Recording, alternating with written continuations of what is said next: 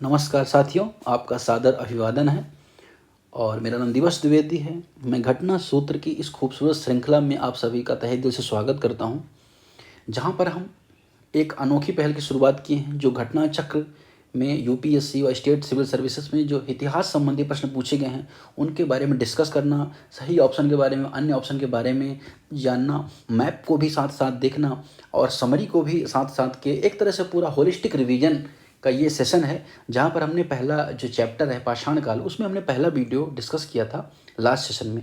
यह दूसरा सेशन है और यहाँ पर हम प्रश्न क्रमांक 30 से शुरुआत करने जा रहे हैं और 30 से लेकर जो भी प्रश्न हैं पाषाण काल के चैप्टर में वह सभी हम यहाँ पर चर्चा करेंगे। तो बिना वक्त गवाए हम शुरुआत करते हैं। पहला प्रश्न है, जो 30वां प्रश्न है, निम्न में से कौन सा स्थल प्रागैतिहासिक चित्रकला के लिए प्रसिद्ध है? तो देखिए, आपको मैंने ऑलरेडी दिखा रखा है। हालांकि ये सभी स्थल चित्र से संबंधित है कहीं ना कहीं, लेकिन अगर प्रागैतिहासिक काल से संबंधित देखें या पाषाण काल से संबंधित देखें, जहाँ पर भीमबेटका जो चित्र है, जो मध्य प्रदेश में है, रायसेन जिले में भीमबेटका है, वहाँ से लगभग 500 चित्र प्राप्त हुए हैं जो पाषाणकालीन जो कला एवं संस्कृति है उसको दर्शाने का प्रयास करते हैं। और इससे कला संस्कृति नहीं बल्कि आर्थिक जो उनका जीवन यापन था, उनकी जो जीवन शैली थी, दिनचर्या थी, वह भी उनको देखने से हमें ज्ञात होता है। प्रश्न क्रमांक 31, भीमबेटका गुफाएं के बारे में पूछा है। कहाँ? अब्दुल्लागंज, रायसेन में। MPPCS प्री 2013 में यह प्रश्न पूछा गया था। साथ ही साथ 32वां प्रश्न भी इसी से जुड़ा है, जो सर्वाधिक चित्रों की बात करता है। वह भी सही ऑप्शन, उसका सही ऑप्शन होगा भीमबेटका। तो भीमबेटका एक इम्पॉर्टेंट है जिसकी खोज VS वाकणकर ने की थी। और VS वाकणकर और जो भीमबेटका, इससे संबंधित बहुत सारे प्रश्न आए हैं। अगर आप देखेंगे, प्रश्न क्रमांक 34 है, प्रश्न क्रमांक 35 है, प्रश्न क्रमांक 31-32 है, तो लगभग 5 प्रश्न कहीं ना कहीं भीमबेटका, उससे संबंधित चित्र, उससे संबंधित राज्य व उसकी खोज किसने की, उससे संबंधित है। तो आपने यहाँ पर सारी चीज़ देख ली हैं। इसकी खोज बस आपको यहाँ पे आपसे देखना रह गया था। इसकी खोज 1957 में VS वाकणकर ने की थी। और साथ ही यूनेस्को की जो विश्व धरोहर, उसमें भी भीमबेटका चलचित्र शामिल है। प्रश्न क्रमांक 35 हम बात करेंगे, गैरिक मृदभांड पात्र OCP का नामकरण हुआ था। यह कहाँ संबंधित है? तो यह हस्तिनापुर से संबंधित है।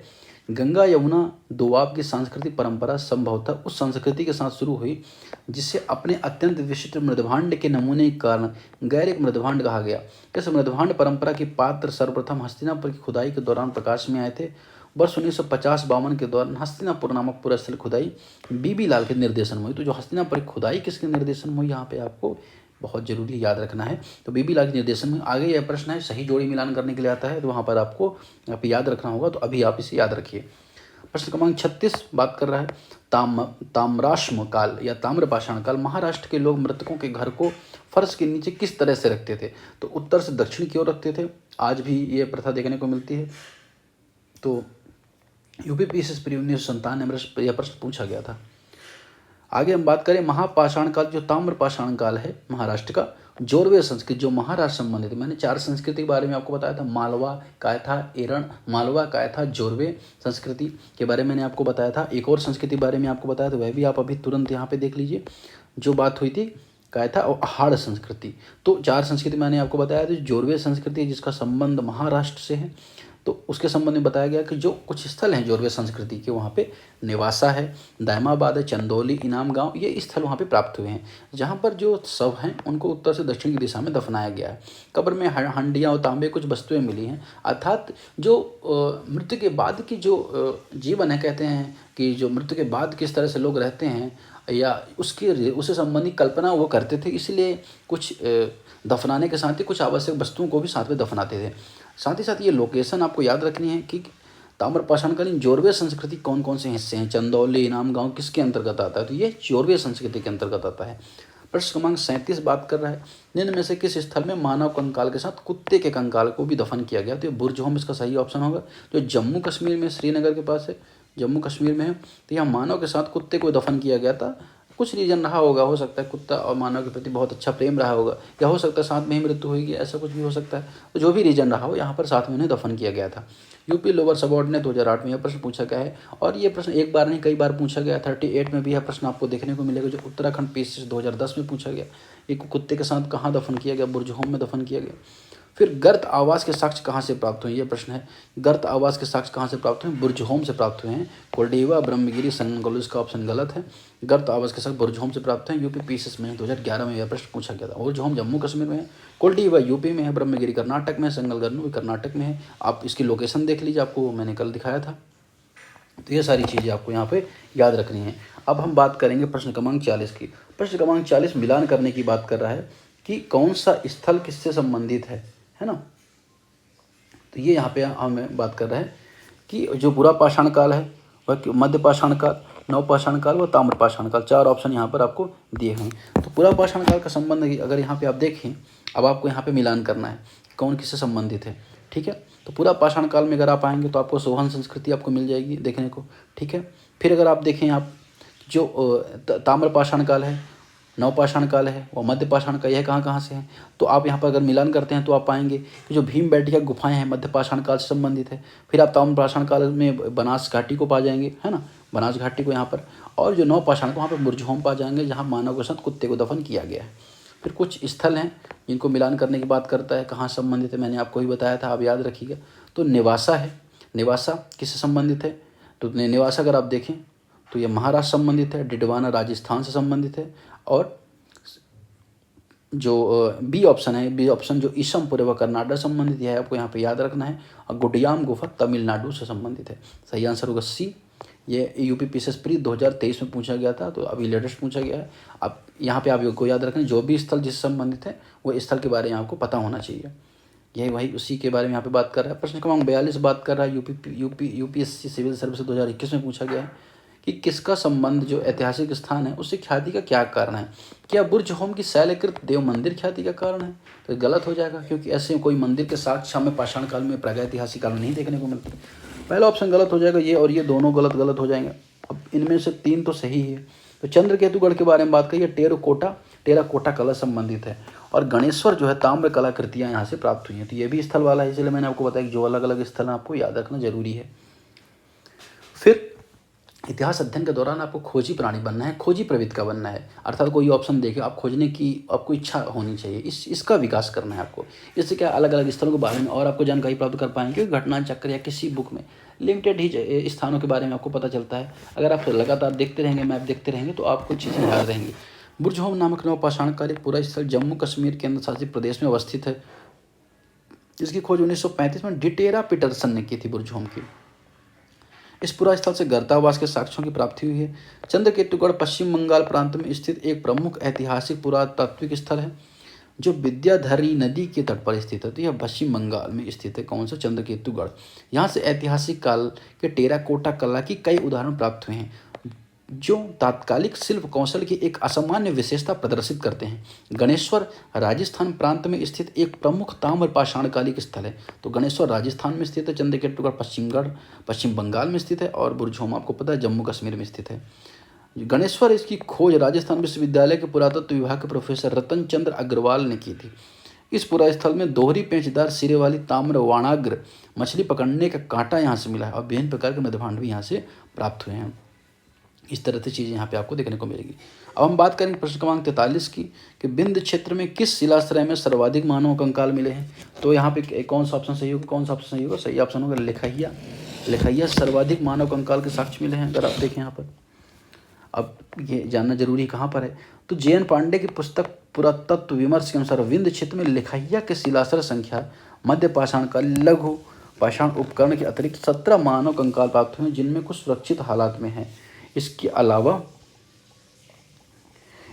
अगर आप देखें तो अधिकांश क्षत विक्षत अवस्था में प्राप्त हुए हैं। संयुक्त राज्य अमेरिका के जो ओरेगन विश्वविद्यालय के जॉन आर लुकास के अनुसार लिखैया से 27 मानव नरकंकाल प्राप्त हुए हैं। तो यह चीज़ आपको यहाँ पे ध्यान रखनी है।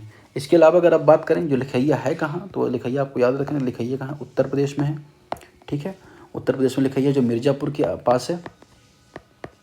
मिर्ज़ापुर के आपको क्रम मिलाने के लिए प्रश्न हमने पिछले लेक्चर में देखा था, जो पश्चिम से पूर्व की ओर मिलाना था, वहाँ पे प्रश्न आया था। तो कहीं ना कहीं से प्रश्न रिपीट होते रहते हैं, इसलिए क्या है आपको यह चीज़ ध्यान रखना है कि कौन सा स्थल कहाँ पे लोकेटेड है। यह चीज़ आपको यहाँ पे याद रखनी है। इसके अलावा घघरिया की बात करें तो घघरिया एक स्थल है जो उत्तराखंड में है, उत्तराखंड राज्य में है। पहले उत्तर प्रदेश में आता है, उत्तराखंड में है। इसके अलावा अगर आप बात करें कि जो बघई खोर है, बघई खोर कहाँ स्थित है, तो बघई खोर की अगर आप लोकेशन देखें तो यह भी अगर आप देखेंगे लिखा के पास ही स्थित है और यह भी बेलंग घाटी का हिस्सा है। तो यह चीज़ आप यहाँ पे देखेंगे, काफ़ी क्लोज प्रश्न था और इसका सही आंसर है डी। प्रश्न क्रमांक 44 बात करें, कथन कारण आधारित है। कथन कहता है कि विंध्य क्षेत्र में पाषाण युगीन लोगों ने नूतन भूतल काल में अंत में गंगा घाटी में प्रवचन किया, कि जब गंगा घाटी की तरफ प्रवचन किया विंध्य क्षेत्र के लोगों ने।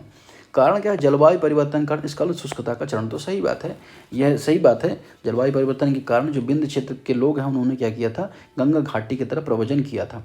तो इसका जो कथन कारण की व्याख्या करता है और इसके बारे में जी.आर. शर्मा ने बताया था। जी.आर. शर्मा ने सराय नहार में खुदाई के बाद यह अवधारणा दी कि जो नूतन भूतल काल के अंत में सूखे के कारण विंध्य क्षेत्र से भोजन की कमी कारण लोगों ने गंगा घाटी की तरफ प्रवचन किया। ये यूपी आरओ एग्जाम 2016 में यह प्रश्न पूछा गया था। प्रश्न क्रमांक 45 बात कर रहे हैं, भारतीय पुरातत्व सर्वेक्षण निम्नलिखित विभागों मंत्रालयों में से किसका संलग्न कार्यालय है, तो यह संस्कृत मंत्रालय के अंतर्गत आता है। तो भारतीय पुरातत्व विभाग किसके अंतर्गत आता है, संस्कृत मंत्रालय के अंतर्गत आता है।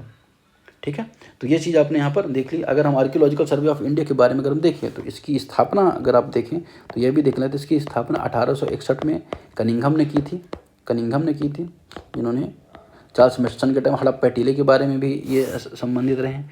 ठीक है, इसके अलावा अगर इसका मुख्यालय देखें तो मुख्यालय एक तो दिल्ली में स्थित है। ठीक है, और ये पुरातत्व संबंधित ये जो सर्वेक्षण है उसके लिए जिम्मेदारी का निर्वहन करता है। फिर बात करता है, अगला प्रश्न वही है, पुरातत्व के जनक, तो कनिंघम है पुरातत्व के जनक, जो 1814 से 1893 के मध्य पुरातत्व विभाग में महत्वपूर्ण भूमिका जिन्होंने निर्वाहित की। इसके अलावा राष्ट्रीय मानव संग्रहालय के बारे में यहाँ प्रश्न पूछा गया, राष्ट्रीय मानव संग्रहालय कहाँ है, तो राष्ट्रीय मानव संग्रहालय भोपाल में है। तो ये आपको यहाँ पे याद रखना है, जो पुरातत्व सर्वेक्षण कार्यालय वो दिल्ली में, लेकिन मानव संग्रहालय भोपाल में, जिसका नाम बदल कर इंदिरा गांधी राष्ट्रीय मानव संग्रहालय कर दिया गया था। प्रश्न क्रमांक 48 बात कर रहा है कि मानव सभ्यता के विकास की कहानी दर्शाने वाले देश का सबसे बड़ा संग्रहालय इंदिरा गांधी मानव संग्रहालय कहाँ स्थित है, तो यह भी भोपाल में स्थित है। वो सेम प्रश्न है, इसलिए आपको यहाँ पे ये चीज़ समझनी है। तो टोटल यहाँ पे प्रश्न हमने समझ लिए 48 प्रश्न हमने यहाँ पे समझे। 48 प्रश्न के माध्यम से हमने सभी विकल्पों के बारे में समझा, सभी ऑप्शन के बारे में समझा। अब कुछ चीज़ें रह गई हैं, उनके बारे में हम यहाँ पर आपको समझ लेते हैं, कुछ जानकारी यहाँ पे रख लेते हैं। मैंने आपको यहाँ पे ऑलरेडी बताया था कि कुछ जैसे अगर आप देखें, जो हैंडेक्स उपकरण प्राप्त हुआ है तमिलनाडु के चेन्नई से, एक आप कई बार पूछा जाता है कि हैंडेक्स उपकरण प्राप्त हुआ कहाँ से प्राप्त हुआ, चेन्नई से प्राप्त हुआ, और चेन्नई में पल्लवरम या अतिरपक्कम नामक स्थान से हैंडेक्स प्राप्त हुआ। साथ ही रॉबर्ट ब्रसफुट ने इसको खोज की थी। ठीक है, तो ये चीज़ आपको यहाँ पे ध्यान रखना है। पहला प्रश्न रॉबर्ट ब्रसफुट से ही संबंधित था। ठीक है, उसके अलावा जो डिटेरा के नेतृत्व में जो सोहन घाटी से संबंधित खुदाई हुई, तो डिटेरा का जो संबंध है, जो पुरातत्वविद हैं इनका संबंध कहाँ से, सोहन घाटी से, तो यह आपको यहाँ पे याद रखना है। इसके अलावा अगर आप देखें, फलक संस्कृति मध्य पाषाण काल, उसको फलक ब्लेड संस्कृति बोला जाता था, क्योंकि जो उपकरण हथियार हैं वो फलक के आकार के, ब्लेड के आकार के, ऐसे ऐसे आकार के बनाए जाने लगे थे, पत्थरों किस तरह से बनाए जाने लगे, हड्डियों किस तरह से औजार बनाए जाने लगे, इसलिए फलक संस्कृति बोला जाता है। इसके अलावा मध्य पाषाण काल के विषय में जानकारी सर्वप्रथम किसने दी थी, तो आर्कीबाल्ड कैम्पबेल कार्लाइल ने इसके बारे में जानकारी दी थी और शैल चित्रों की उन्होंने खोज की थी।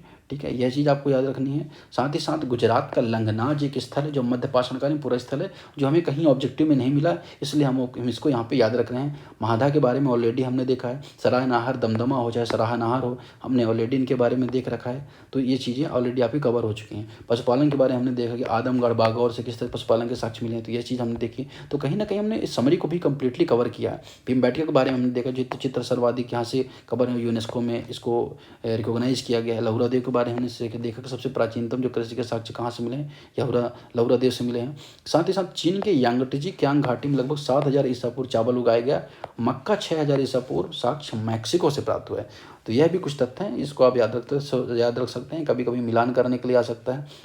साथ ही साथ अगर आप बात करें जो बुर्ज होम, उसके बारे में हमने देखा, डेटेरा पीटरसन ने खोज की थी। गुफकराल जो स्थल है नवपाषाणकालिक स्थल है, तो यह चीज़ यहाँ पे आपने देखी। हालांकि जो आग की खोज है मध्य पाषाण काल में हुई थी, लेकिन उसका बेहतर उपयोग, महत्वपूर्ण उपलब्धि नवपाषाण काल में आपको यहाँ पे देखने को मिलती है। ठीक है, धातु में अगर आप देखें तांबे का उपयोग आगे ताम्रपाषाण काल में देखा जाने लगा। अहाड़, बालाथल, बागौर, ओजियाना, घिलुंत, ये ताम्रपाषाणकालिक दक्षिण जो पूर्वी राजस्थान है वहाँ से प्राप्त हुए हैं। और बनास नदी के कारण से बनास संस्कृति के अंतर्गत इनको माना जाता है। साथ ही साथ गिलुंद तांबे के टुकड़े की बात हुई, आहाड़ या जिसका नाम ताम्रवती, इसके बारे में हमने चर्चा की। नौदा टोली के हम बारे में हमने यहाँ पे देख लेते हैं। ताम्रपाषाण पूरा स्थल है जो खरगोन जिले में है, मध्य प्रदेश में है। ठीक है, कायथा संस्कृति के बारे में हमने वहाँ पे थोड़े से बात की थी। जो कायथा संस्कृति है ताम्रपाषाण कालिक संस्कृति का पार्ट है। इस तरह से हमने वहाँ पे कई स्थलों के बारे में देखा था, कई स्थलों के बारे में समझा था। साथ ही साथ अब कुछ भी ऐसी इसमें चीज़ें नहीं रह गई हैं जिसके बारे में हमने देखा ना हो, हमने जिसके बारे में समझा ना हो। अगर कुछ यहाँ पे रह जाता है तो थोड़ा सा हम लोग यहाँ पर देख लेते हैं। कुछ चीज़ें हैं, जैसे अगर आप देख लें, यहाँ पर आप देख सकते हैं कि जो होमोसैपियंस है, ज्ञानी मानव होमोसैपियन प्रवेश इस धरती में आज से लगभग 30 से 40 हजार वर्ष पूर्व हुआ था। भारत का प्राचीनतम मानवाब कपि जो श्वेत गिब्बन था असम में प्राप्त हुआ। भारत में मनुष्य का प्रथम प्रमाण नर्मदा घाटी मिला, हमने इसके बारे में देखा।